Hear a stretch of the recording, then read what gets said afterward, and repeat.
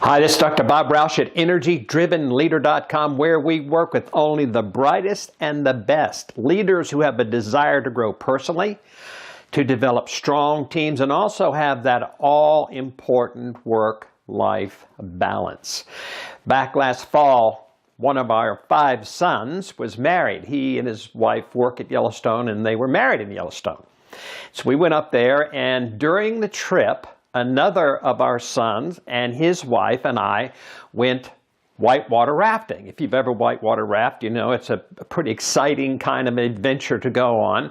So we were getting instructions from our guide about what to do on the raft. And so 2 of us were given the paddles, and one of the instructions was, no matter what, when we hit the rapids, do not stop paddling. Continue to paddle, because if you stop paddling, there's a possibility of falling into the water. So we get our boat on the Snake River, and we're going down. We're coming to the very first rapids, and he said, now remember, keep paddling. So I'm in the back, and I'm paddling away, and when I pulled my paddle out, I took just a minute, not even a minute, to go further to paddle harder, and when I did, I had literally stopped paddling, and within a second, I was almost out of that boat. And of course, the guide was saying, I told you, you have to keep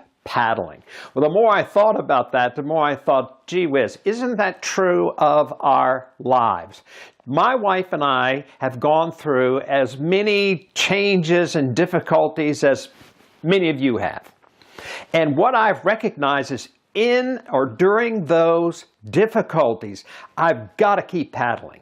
I cannot stop paddling because the waters get rough. And believe me, as many of you know, they get pretty rough sometime. And so the way I combat that or keep paddling in my daily existence is every morning and every night I read my affirmations.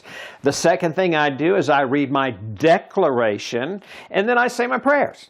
I mean, it is imperative that I have this positive direction, because what I've found with me and most leaders is this, that if we don't have a positive direction, what happens is we get stuck in this negative direction, we almost fall out of the boat. Now, there are 2 quotes I really love that relate to this. One is by one of my favorite people, and that's Clarissa Pinkola-Estes, and she said this, diamonds are only lumps of coal that's stuck to their job. I love that. And of course, Ben Stein, the journalist, said, and I think this is just wonderful, it is inevitable that some defeat will enter even into the most victorious life.